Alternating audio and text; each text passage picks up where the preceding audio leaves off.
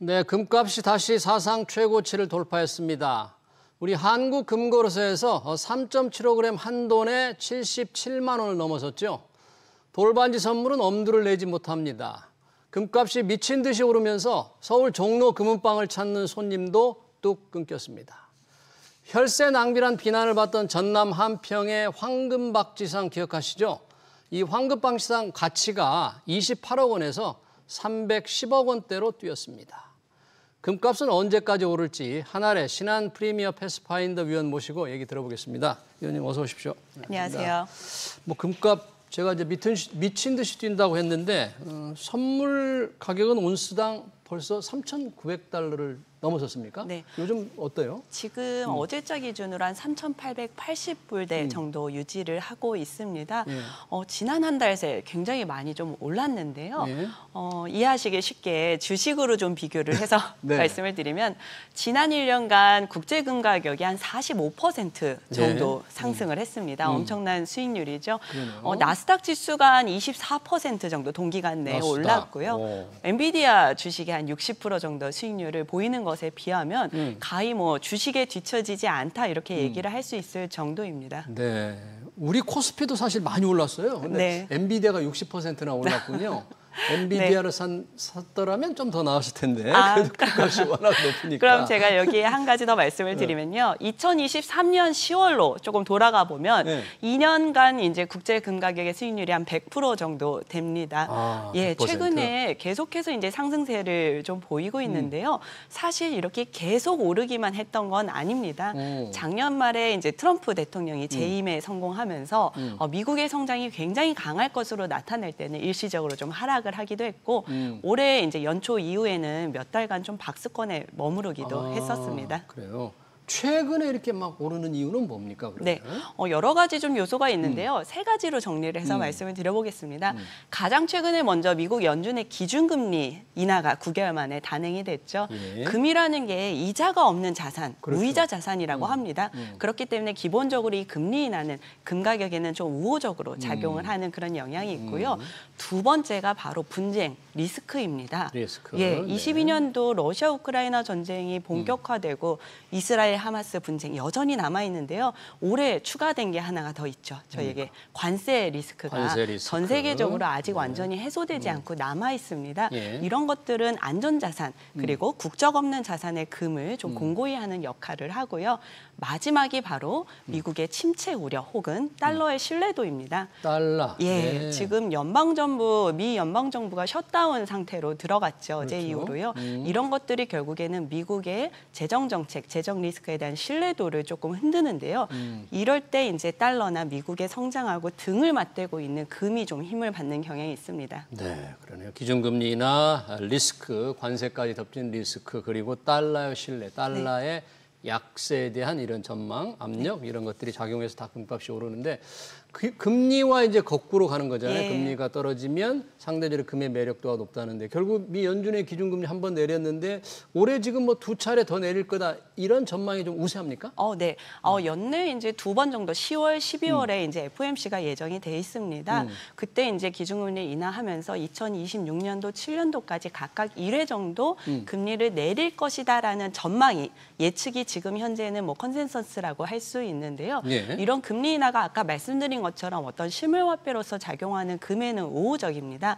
여기서 이제 조금 주목해 보셔야 되는 게 있습니다. 이 금리 인하를 한 배경 이거든요. 금리 인하를 왜 했느냐? 보통 이제 연준의 책무를 저희가 두 가지로 구분을 해서 얘기를 합니다. 첫 번째는 인플레이션을 잡는 것이고요. 두 번째가 바로 고용 안정성을 살리는 것인데요.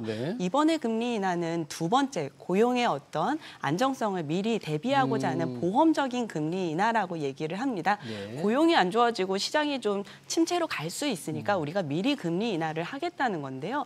여기서 이제 한 가지 이 금리 인하가 실제적으로 이 명목 금리를 내리는데 또 인플레이션을 좀 건드릴 수가 있습니다. 무슨 얘기냐면 금리를 인하여서 쌍값의 시장의 유동성, 화폐를 풀다 보면 얘가 물가를 자극을 할 수가 있거든요.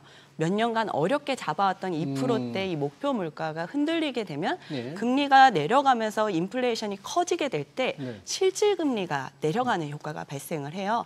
그럼 이 네. 금리 인하가 실질 금리가 인하가 가속화되게 되면 실무 화폐인 금의 가격을 오히려 뒷받침하는 요소로 작용을 합니다. 예, 그래서 금값이 예. 계속 뛰고 있다. 네네. 그러니까 이 금에 투자하는 분들이나 금 가격을 주목하는 사람들은 이 금리나 추세를 잘 봐야 될 텐데 만약에 그렇다면 제가 이제 금값 전망을 조금 이따 물어보려고 했는데 네. 먼저 좀 궁금했는데 만약에 그렇다면 미 연준의 금리나 사이클이 이제 올해 2차례 더 이루어지고 내년에도 조금 떨어질 수 있잖아요. 예. 이 사이클이 마냥 가기는 어렵지 않습니까? 네. 금리 사이클, 인하 사이클이 언제쯤 멈춘다면 네. 금값 상승도 그 언저리에서 멈출 가능성 없을까요?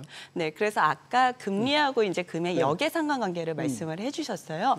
원래 전통적으로 금리하고 금 가격은 반대로 네. 움직이는 역의 상관관계를 가지는 게 일반적입니다. 쉽게 말해서 금리가 올라가면 이자를 많이 주니까 이자가 없는 금이 힘을 잃고 이제 금리가 떨어지면 이자가 없지만 금이 상대적으로 탄력을 받는 구조였는데요. 그게 이제 코로나 이후에 역의 상관관계가 깨졌다라는 말이 나옵니다. 여기 상황이 예. 깨졌어요? 무슨 얘기냐면 저희가 이제 코로나 이후에 인플레이션이 나오면서 실물 화폐로서의 금이 힘을 받고 아까 말씀드렸던 요인들 있죠. 러시아 우크라이나 전쟁 같은 리스크 요인들이 나오고 근본적인 달러와 미국 성장에 대한 신뢰도가 흔들릴 때는 금리와는 조금 연관성이 적은 움직임을 보일 수 있다. 그래서 예를 들어서 금리 인하가 멈췄으니까 그럼 이제 금 가격은 하락할 것이다라고만 단편적으로 보기에는 좀 어려운 시장인 것 같습니다. 그러네요. 네. 저는 이제 금리 인하로 금값이 오르니까 금리 인하 사이클이 멈추는 내년 연말 언저리에는 금값 상승도 이제 멈추지 않을까. 뭐 예. 이렇게 좀 성급하게 생각을 해봤는데 꼭 그렇게 여기에 상관관계가 일치하지는 않다 그런 얘기네요. 그래서 금에 작용하는 여러 요소들이 예. 얼마나 강하게 얼마나 여러 요소들이 동시적으로 작용하는가가 금 가격에는 가장 이제 주요한 키포인트인 것 같습니다. 이래저래 계속 오른다는 얘기입니까? 지금과 같은 상황이 조금 지속될 때는요. 사실 이제 전 세계 경찰 노릇을 하던 미국이 이제는 조금 단절화, 분절화 같은 모습으로 가고 있지 않습니까? 그런 것들은 이제 사실은 금의 가격을 좀 지지하는 요소로 나타날 수가 있죠. 네. 제가 서울 종로 금은방 거래를 잠깐 언급을 했는데 이제 워낙 금값이 비싸지니까 사려는 사람들이 많이 줄었다 네. 그래요. 국내에서 뭐 금이 품귀 현상도 있다. 네. 그런데 지금 조금 해소가 됐어요? 네, 가장 극심했던 게 작년 연말 이후에 올해 연초 한 2월 정도가 될 것 같습니다. 어떤 국내 정치 불확실성이라던가 그 당시 이제 트럼프의 관세 리스크가 본격적으로 좀 올라가기 시작하던 때였거든요. 그때 이제 골드바가 없어서 못 판다라는 뉴스가 많이 나올 정도였는데요. 지금도 완전히 해소된 건 아닌 것 같습니다. 예. 이제 온라인으로 상시 판매되던 일부 골드바 건종이 조금 판매 중지가 되고 예약 판매제로 진행되는 만큼 아직까지 금에 대한 수요는 조금 강하게 나타나고 있는 것 같습니다. 아직까지. 예. 이 금값을 밀어올리는 요인 중에 하나가 주요 중앙은행들의 외환 보유액에서 금을 좀 늘리는 건데 중국 정부도 그래서 중앙은행에서 금을 많이 보유를 하고 있지 않습니까? 그런데 그런 기사가 있더라고요. 중국이 자기 나라 말고 외국 정부가 보유한 금을 중국 내에 보관한다. 금 수탁 업무를 하겠다는 건데 이건 뭐죠, 이게?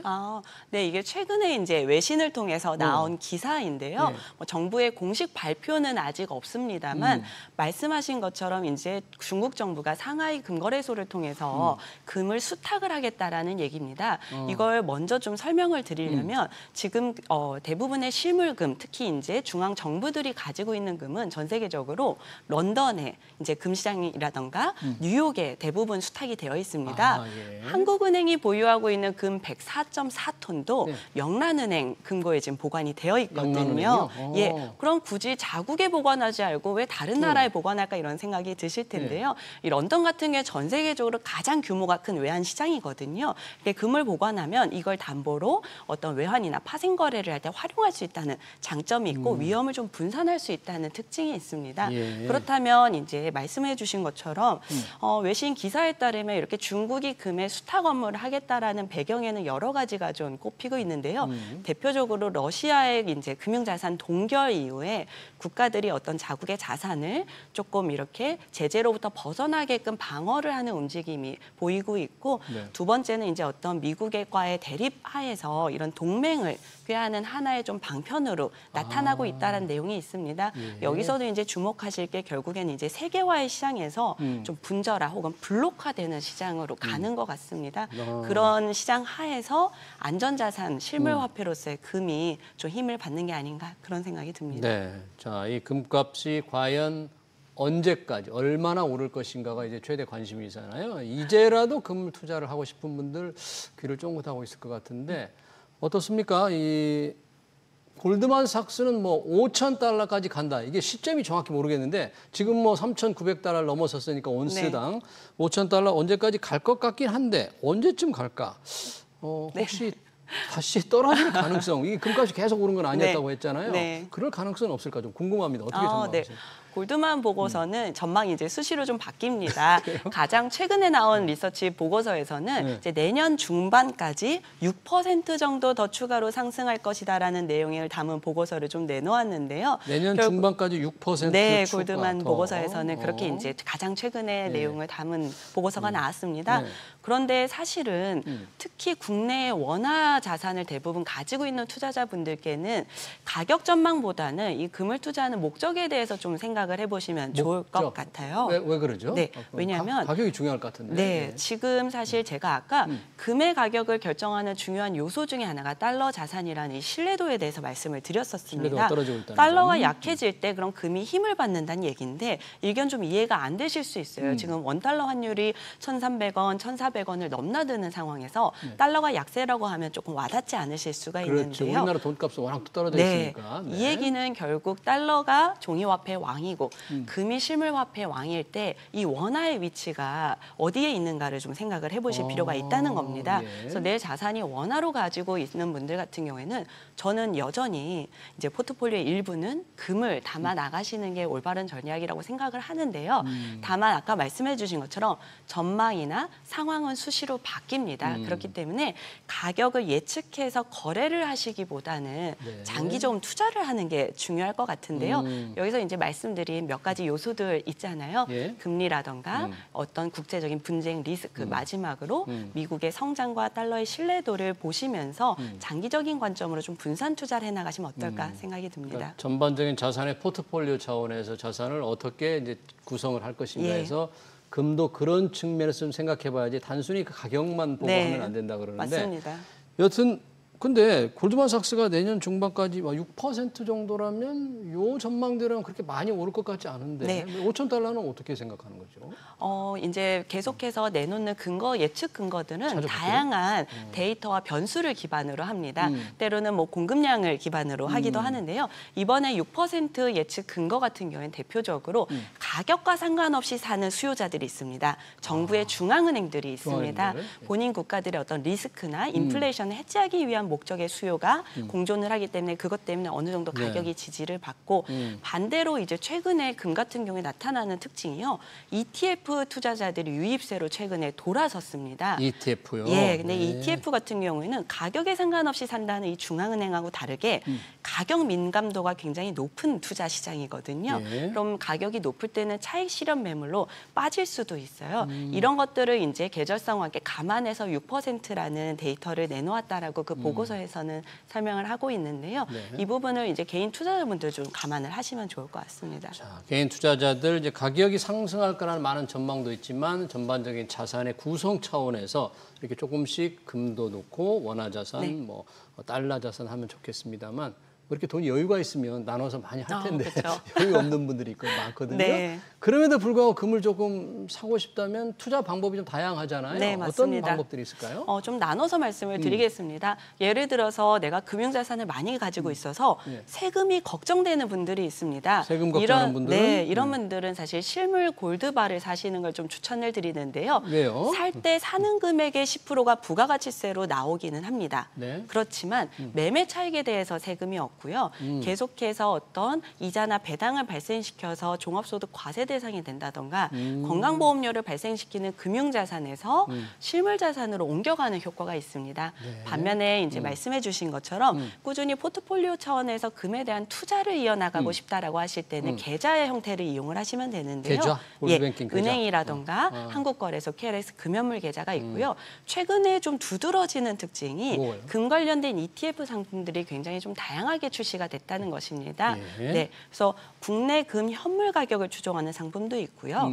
국제금 현물 가격, 국제금 선물 가격, 그리고 금을 채굴하는 기업들의 주식을 담은 상품까지 굉장히 나오고 있는데 여기서 이제 좀 주의하실 점은 그렇다면 이 상품마다 나는 동일하게 금을 투자를 한다고 생각을 하지만 가격을 어떻게 추종하냐에 따라 성과가 굉장히 달라질 수가 있거든요. 이런 부분은 투자를 하실 때 좀 유의를 하시면 좋겠습니다. 네, 때로는 국내 금값이 국제 금 시세보다 더 높은 경우도 있죠. 네, 맞습니다. 이제 프리미엄이 좀 붙는다고 표현을 하는데요. 네.